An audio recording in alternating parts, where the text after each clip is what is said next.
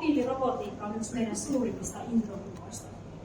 Tavoitteena on auttaa viljelijöitä parantamaan tuottavuutta ja tukemaan kestävää kehitystä robotiikan alalla, erityisesti Suomessa.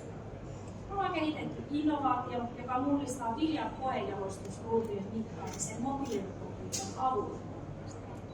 Miksi tätä tarvitaan? Maailman väestö kasvaa jatkuvasti ja se lisää tietysti ruokatuotannon paineita.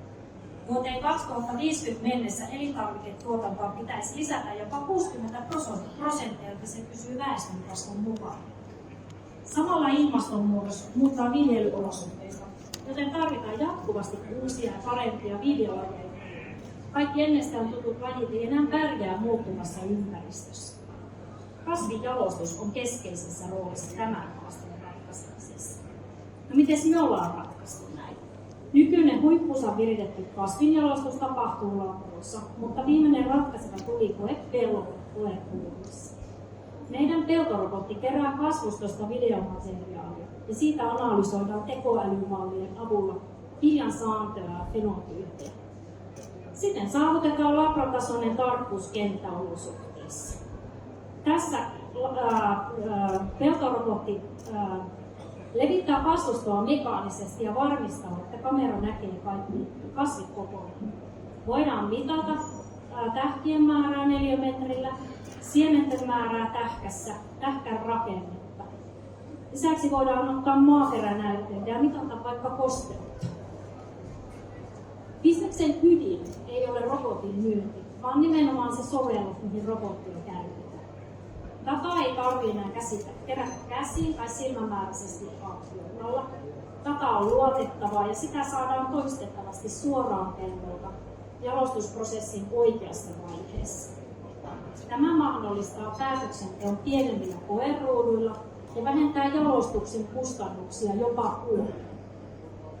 Kasvinjalostusta tehostetaan niin, että kotimainen vilja pärjää jatkuvasti muuttuvissa olosuhteissa.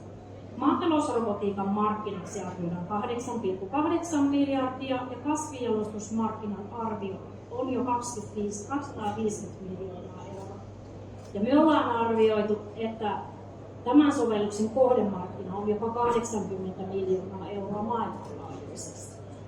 Suomessa markkina on pieni, mutta tämä ratkaisu vahvistaa kotimaista viljelyä ja auttaa reagoimaan ilmastonmuutokseen nopeammin. Se tukee myös omavaraisuutta ja biodiversiteettiä. Kasvinjalostuksen nopeutuksella on huomattava vaikutus globaaliin viljan tuotantoon. Meidän innovaatio nopeuttaa kasvinjalostusta noin vuodella. Ja tämä voi lisätä elintarvikkeiden kokonaistuotantoa jopa 15% seuraavan 30 vuoden aikana ilman uutta maata, lannoitteita tai makeaa vettä. Ja se vastaa noin miljardin ihmisen ravitsemusta.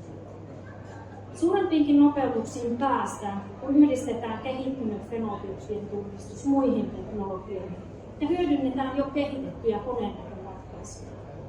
Miksi tämä sitten on merkittävää? Meidän innovaatio vastaa globaaleihin maatalouden haasteisiin ja tuo konkreettista hyötyä tehokkuuden, kestävän kehityksen ja ruokaturvan näkökulmasta. Toivon, että me näette potentiaalia meidän ratkaisussa ja autatte viemään suomalaista maatalousrobotiikkaa maailmalle. Kiitokset yhteistyökumppaneille, Yield Systems ja EU-projektille.